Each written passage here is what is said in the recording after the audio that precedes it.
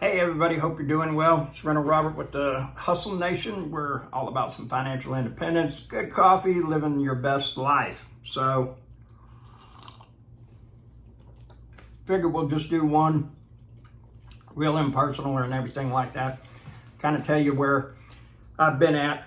It's been a while since I've done a bunch of videos, and now y'all are like, holy smokes, he's back. Well, you never know about that. So, but here is the thing that I have found is that the more successful that I become with life and, the properties and making money and all that kind of stuff and everything, it becomes a lot more overwhelming.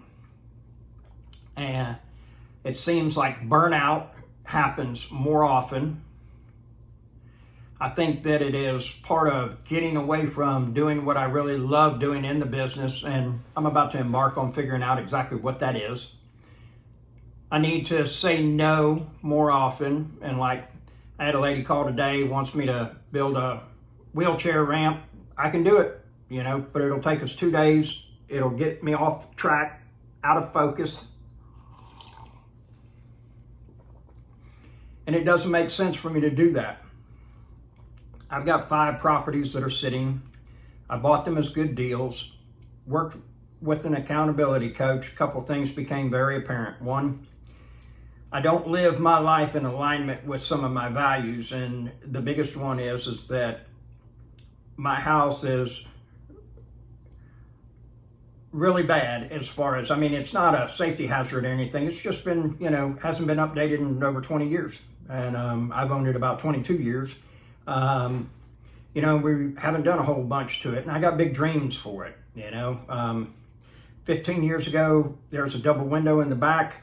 My bedroom facing the backyard, cut it with a demo saw, put a set of French doors, gonna build a big deck, put the hot tub out there, still no deck.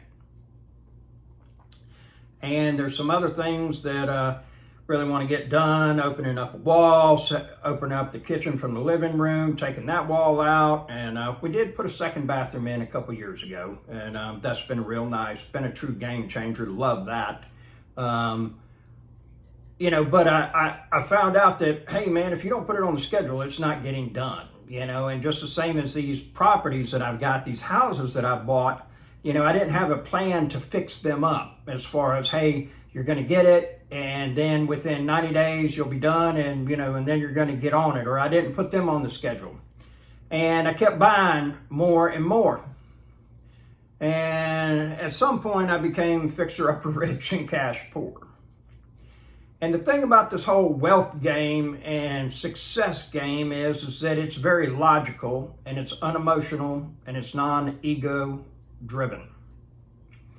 And the thing is that those emotions get into play, and it's like, I really like saying, hey, I got 33 properties, and I do, but I only got 28 of them rented. And so I modified the way that I spoke this weekend, and somebody said, how many do you have? And I said, I got 28. I got 28 that are paying rent. I got 5 that need to be repaired. And in my journal, I started talking about that I am losing money. I'm losing money every month. And, sometimes we've stopped working on my stuff because we took on some jobs from what I always call the public. And because we're not using the company money to make payroll and buy supplies. And, that's been profitable. And it would be ideal if I had 2 crews that were, like 5 people that all got along, and then I could separate them and they would still work well apart and everything like that. But it is, I'd rather have a hangnail removed than try to find another person to work with me. And it's just not a pleasurable experience going through the interview process. I will say this, though, the candidates that have been calling here lately have gotten better. 3 years ago, the most worthless person is, the person that you could get to show up. Everybody else, wanted $50 an hour or wouldn't get off the couch. And, there's so much money in the economy floating around and being given away, people didn't want to work. So, but for about the last 3 weeks, up until Saturday, I I don't know if you call it a depression or if it's burnout or what, but I took a long Saturday morning, had 2 cups of coffee, met my buddy Darren, his wife, got some crawfish, had a good talk with him. He's got 34 units himself. You know, and I don't know what it is, but I got my mojo back. Thank you, God. And I got to do some tweaking on it. Hopefully I can make it, you know, much longer in between these spells, whatever you want to call them. And I say all of this, my intent for you all is that, you know, it ain't always rosy, okay? And there's some days that you want to kill people, then there's some days that you want to kill you. One, don't do that. I love you. It's a temporary situation. It does not need a permanent solution.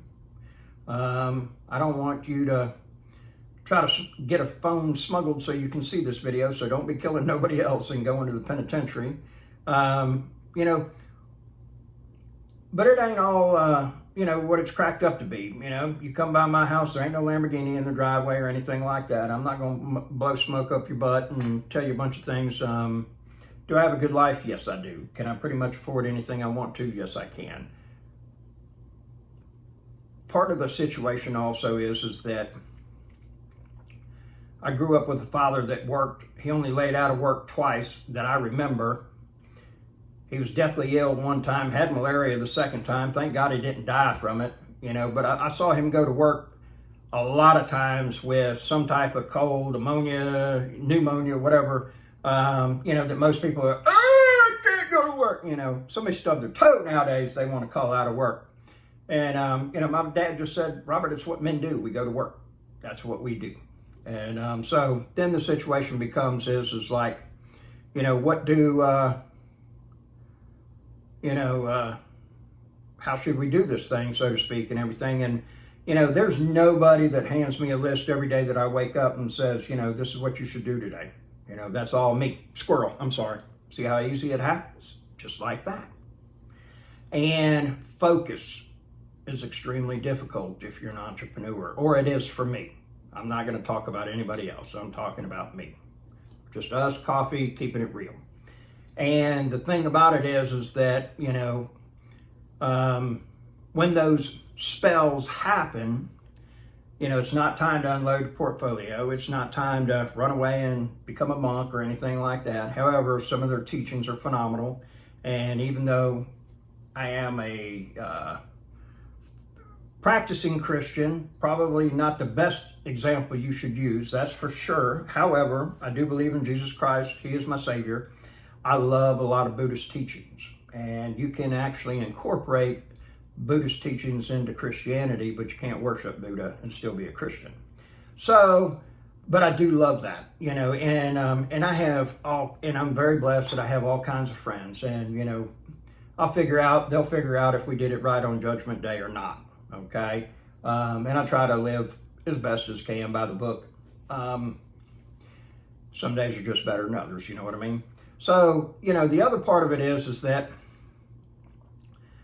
you know, when you're pulling your hair out or you want to, you know, load the magazine up or get the banana clip out and everything, like Ice Cube said, it's a good day. I didn't have to use the AK. You know, those bad days makes you appreciate the good days. You know, today has been phenomenal. You know, things are clicking along, getting some stuff done. Have made some headway, had to do some service calls myself, got to go do another one. You know, it's just the nature of the beast. And, you know, I was talking with a friend of mine that he's got 75 properties and he's been in a bad funk for about the last year. And we were talking about getting to the next level. And one of the things he told me, he said, you know, I've always done this thing as being an owner-operator, you know, just like I have. And, you know, at first there was one, and that was me. And, you know, I started the construction business out of a little 97 Mazda with a job box in the back of it, basically a handyman, and it just blew up and kept on growing and growing and growing. So I'm talking with my buddy and everything, and he's like, you know, I know for sure the way, or one way to get to the next level is having to do with scaling. He said the problem is that I can't keep my hands off my tools. I can pay somebody $120 to go across town to glue the bottom of a kitchen drawer, or I can save the $120 and do it myself. And saving that $120 is how I got to the point where I'm at. But for me to get to the next level, I've got to do something different. And I totally agree. It's true. So then, the thing about it is that it's constantly necessary for me to take an inventory of where I'm at, be honest with myself, get rid of the bad, and try to get some new poured into me. And I do that with a lot of different ways. I watch YouTube videos, I talk with other people, I help those that aren't in the same position that I am. Just try to be as giving as possible, all while taking care of myself first, because you can't pour out of an empty cup, And maybe the magic happened when I had crawfish. I don't know. But if you're in the South, you know what I mean by, it's hard to have a bad day eating crawfish. It really is. So, I don't know, but I have been in a funk for the last, 3-4 weeks, and I've had a case of what I call the fuck it's. Fuck it. I just don't want to do it. I don't want to work. I don't want this. Squirrel. Sorry. Happens again. And so the thing about it is, regardless of if you're Mr. Gung-Ho, let's get after it, or if you're having to fuck it yourself, don't quit. It's okay to slow down. It really is. If this thing was easy, everybody would be doing it. But not everybody is. I come across far more people that I met 2 years ago that were running the numbers, analyzing a deal, that are still running the numbers and analyzing a deal, that have not pulled the trigger and bought anything. And I'd bet that they probably never will. Because it does require some kind of fortitude for somebody to actually pull the trigger, put the ball in motion, and set out on an adventure that failure is almost guaranteed. At some point, you will have some type of failure. Dealing with a tenant, dealing with a repair that you did, forgetting signatures on a lease, whatever that might be. It's going to happen. But the important thing is you took action.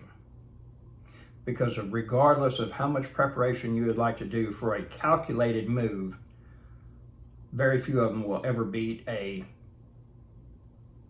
undocumented move that took place a year before that. Because in the process of you jumping off the cliff, you will figure out how to build the parachute and you will land. And, that's all I really got. If you get something from it, great. If not, well, there you have it. It ain't always roses, folks, that's for sure. But it damn sure beats the alternative. I hope you have a great day.